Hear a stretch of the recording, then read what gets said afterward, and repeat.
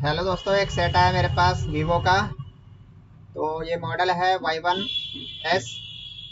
तो ये दोस्तों डेड कंडीशन में है, डीसी पे सप्लाई पे मैंने चेक किया है। तो ये इसका जो एम्पियर है वो ऑटो अप डाउन हो रहा है। तो शॉर्टिंग वगैरह मैंने चेक कर ली, शॉर्टिंग कहीं नहीं थी। तो इसका मैंने एमएमसी निकाला है, VGA 254 MTK CPU है इसमें। ठीक है, और इसका जो एमएमसी लगा हुआ है वो सैमसंग का है। तो अभी दोस्तों इसको मैं चेक करूंगा। तो मैंने इसका F64 जो बॉक्स है उसको कनेक्ट कर लिया। अब एमएमसी को अडाप्टर में लगा दिया है और चेक करते हैं।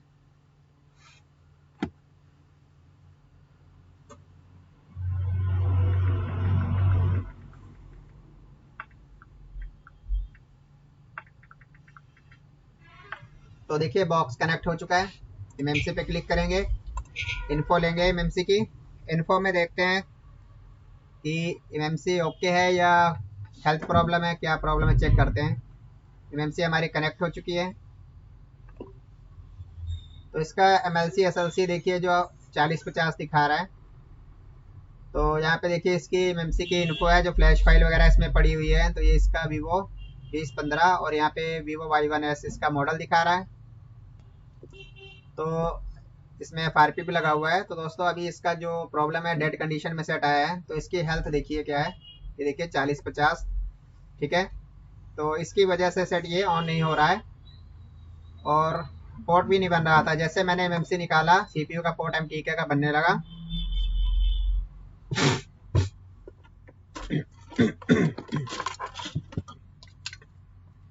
तो अभी मैं पोर्ट आपको चेक करवा देता हूँ।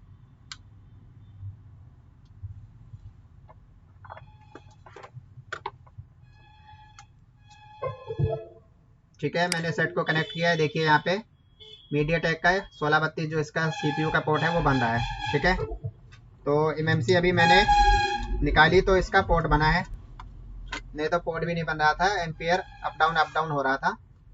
तो दोस्तों अब इसका बैकअप ले लेंगे पहले। यहाँ पे जाएंगे बैकअप पे और यहाँ पे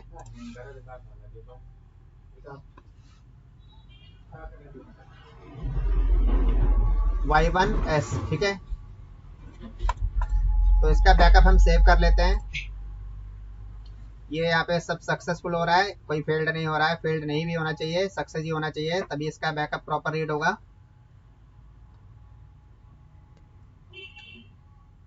ठीक है, टास्क डन। तो दोस्तों देखिए यहाँ पे इसका जो बैकअप मैंने रीड कर लिया और इसमें एमएमसी जो लगी हुई है सैमसंग की लगी हुई है 32 GB की। ठीक है, तो इसका अभी हम थोड़ा सा और बैकअप लेंगे। यहाँ पे जाएंगे, ये इसका बैकअप ले लेते हैं। डेस्कटॉप पे जाएंगे, Y1S एक फोल्डर में इसका बूट कॉन्फ़िगरेशन का जो बैकअप है वो ले लिया मैंने। तो अभी एमएमसी की हेल्थ जो है वो बैड लग रही है, तो इसको हम FFU फाइल जो इसकी है उसको भी रीड कर लेंगे।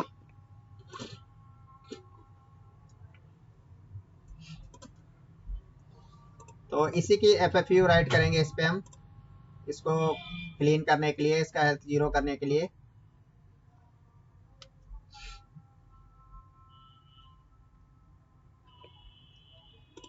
ठीक है, इसका FFU रीड हो गया। आप फिर से इन्फो लेंगे।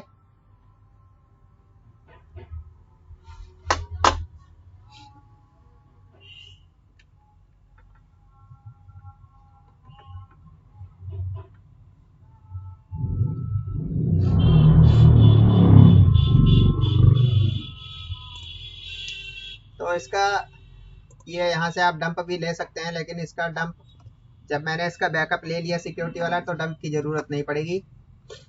तो अभी इसका एमएमसी जो है वो क्लीन करेंगे। ठीक है, तो यहाँ पे हम जाएंगे,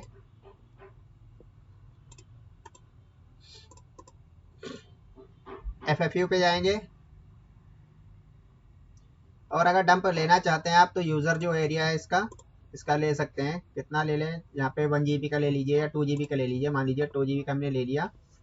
ठीक है, उसके बाद इसी के अंदर एक फोल्डर बना देते हैं।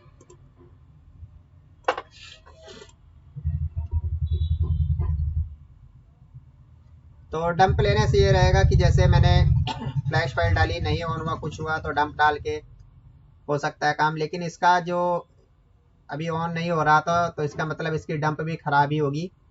तो इसको डालने से मेरे हिसाब से तो ऑन नहीं होगा। फिर भी हम इसका बैकअप कैसे लेना है डंप का वो बता दे रहे हैं। किसी किसी सेट में हैंग ऑन लोगो रहता है या रीस्टार्ट होता है तो डंप काम आ जाती है। तो अभी इसका डंप लेके रख लेते हैं, बाकी कोई ज़रूरत नहीं है। सिक्योरिटी बैकअप इसका मेन चाहिए था एमटीके के लिए।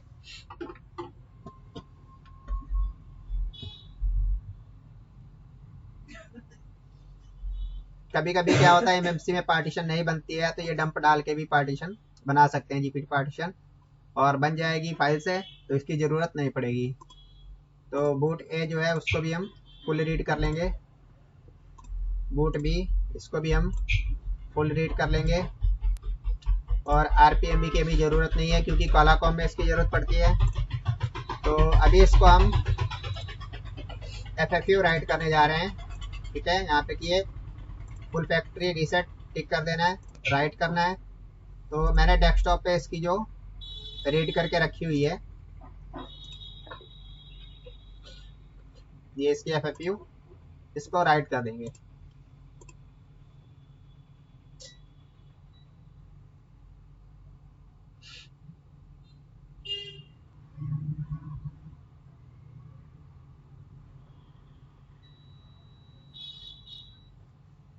तो देखिए यहाँ पे इसका जो एफएफयू है वो राइट हो चुका है। टास्क डन, इन्फो लेंगे।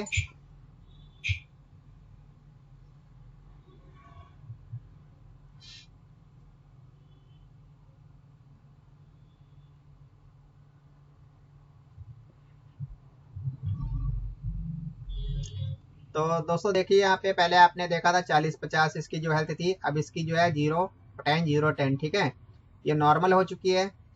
तो अभी करना क्या है, पार्टीशन में जाएंगे। देखिए यहाँ पे इसका जो पार्टीशन था वो सारा क्लियर हो चुका है। अभी यहाँ पे देखिए बूट पार्टीशन ये भी इनेबल नहीं है अभी। तो सबसे पहले इसकी हम फ्लैश फाइल डाउनलोड करेंगे। और अगर पहले से आपके पास रखी हुई है तो ठीक है, मेरे पास फ़िलहाल इसकी फ्लैश फाइल अभी नहीं है। मैं डाउनलोड करके आपको इसमें ऐड करके दिखाता हूँ। तो इसका जो पार्टीशन है वो देखिए यहाँ पे खाली है। अभी इसको पार्टीशन बनाएंगे। जीपीटी पे जाना है, उसके बाद यहाँ पे इसका जो फ्लैश फाइल है, ये इसकी फ्लैश फाइल है। ठीक है, यहाँ से हम इसकी स्कैटर फाइल जो है वो सिलेक्ट करेंगे। अब यहाँ पे देखिए सक्सेसफुली हो गया जीपीटी। इन्फो लेते हैं।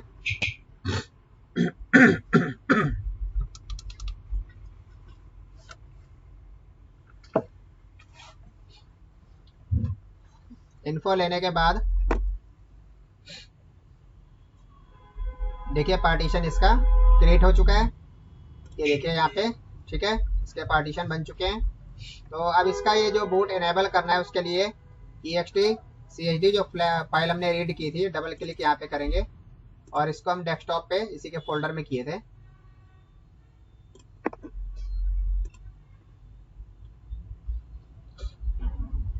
ये फाइल देखिए, इसको सेलेक्ट कर दिया। ठीक है, राइट कर देना है। राइट करने के बाद इन्फो लेना है।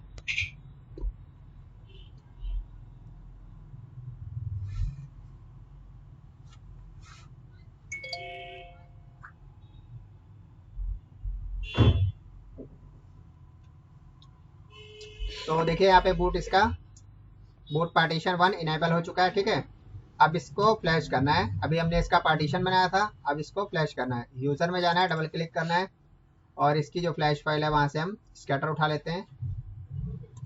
स्कैटर फाइल डाल दिए। ठीक है, यहाँ पे देखिए 26 फाइल ऐड हो चुकी हैं। पार्टीशन में गए, राइट कर देते हैं इसको। यहाँ पे मेन में जाके ये चेक करना है कि कोई फाइल फेल्ड तो नहीं हो रही है, सब राइट हो रही है, सक्सेसफुल हो रही है।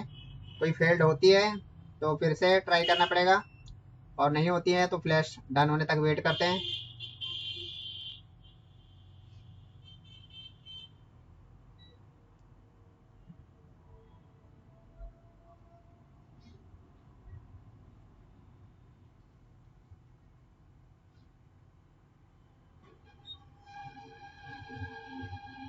सुपर फाइल राइट होगी, थोड़ा टाइम लगेगा, 1-2 मिनट लग जाएगा।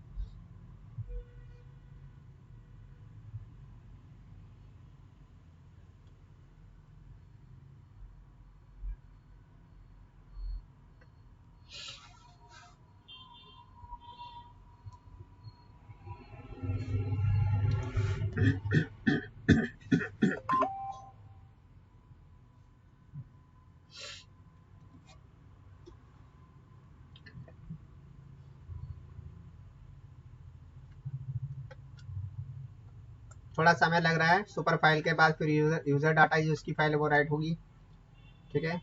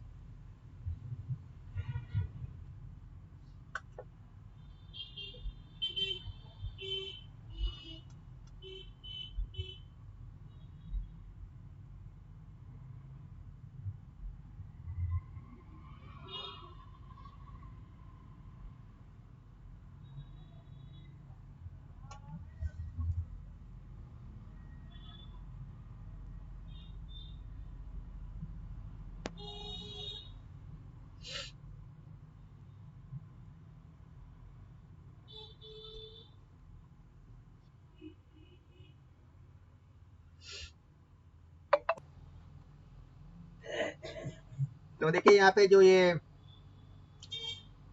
चलता रहता है, यहाँ पे आइकन सर्चिंग का दिखाता है ना, ये रनिंग कर रहा है। तो यहाँ पे ये चलता रहे तो आपका समझो ये, जैसे कई लोग सोचते हैं कि अभी नीचे लाइन नहीं चल रही है, तो ये यहाँ पे आपकी प्रोसेसिंग दिखा रहा है कि अभी प्रोसेसिंग चल रही है, वेट करिए। कुछ लोग सोचते हैं कि राइट नहीं हो रही, इतने पर रुक गया, ये 100% दिखा रहा है तो एमएम से निकाल लेते हैं। तो ये गलती ना करें, नहीं तो एमएमसी खराब होने का रिस्क रहता है। यहाँ पे आपको ये रनिंग करता हुआ दिखाई देगा, तो आपका एमएमसी प्रोसेस में है। अभी ये कुछ फाइलें बाकी हैं, इसलिए यहाँ पे रनिंग कर रहा है। ठीक है।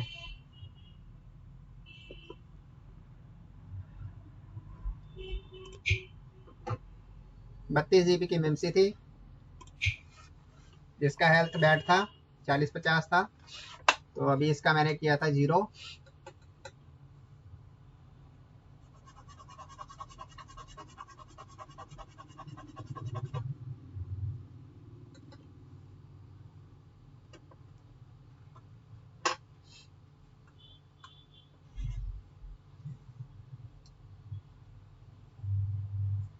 दो ही फाइल इसमें होती हैं जिसमें टाइम लग जाता है, एक अपनी सुपर फाइल और दूसरी यूजर डाटा फाइल।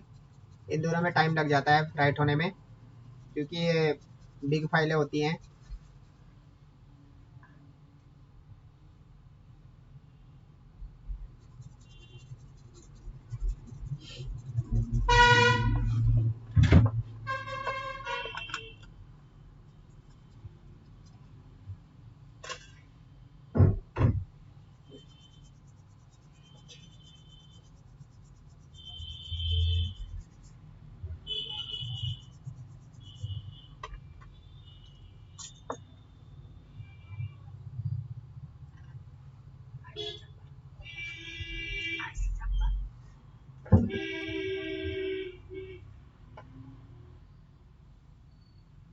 तो देखिए दोस्तों, ये फ्लैश कंप्लीट हो चुका है। ठीक है। यहाँ पे देखे इन्फो लिया मैंने, तो इन्फो में ये वीवो का पूरा मॉडल इसने दिखा दिया। ठीक, जैसे जैसे पहले स्टार्टिंग में था, फॉर्मेट करने के बाद एमसी को इरेज करने के बाद सेम ऐसे हो गया। अब इसमें हम डालेंगे इसका सिक्योरिटी बैकअप जो हमने रीड किया था। तो उसके लिए हमें यूज़र में जाना है, फिर उसके बाद डेस्कटॉप पे मैंने इसका जो बैकअप लिया है,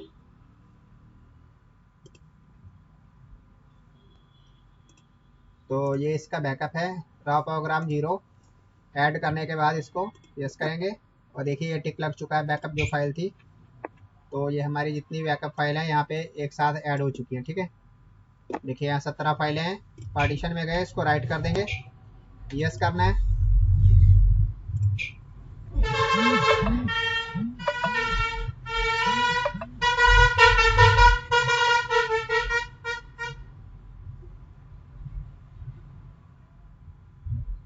ठीक है, यहाँ पे देखिए इसका बैकअप था वो राइट हो चुका है।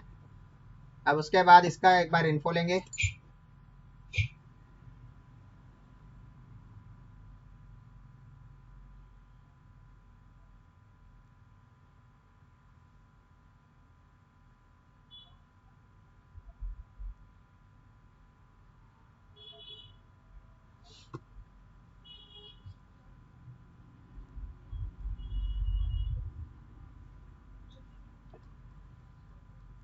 तो यहाँ पे देखिए कोई एरर नहीं है इसमें। ठीक है, और उसके बाद देखिए यहाँ पे FRP एक्टिव दिखा रहा है। FRP इसी टाइम हम रिमूव कर दे रहे हैं और इसमें देखिए यहाँ पे कोई एरर नहीं है। ठीक है, और पार्टीशन में जाना है, एक बार MBR कर देंगे ताकि कोई फाइल की मिस्टेक होती है तो ये ऑटो इसको कर देगा यहाँ पे, ये देखिए। ठीक है, उसके बाद इन्फो ले ले रहे हैं एक बार, और इन्फो लेने के बाद MMC को निकाल कर हम सीधा बोर्ड पे फिक्स कर देंगे।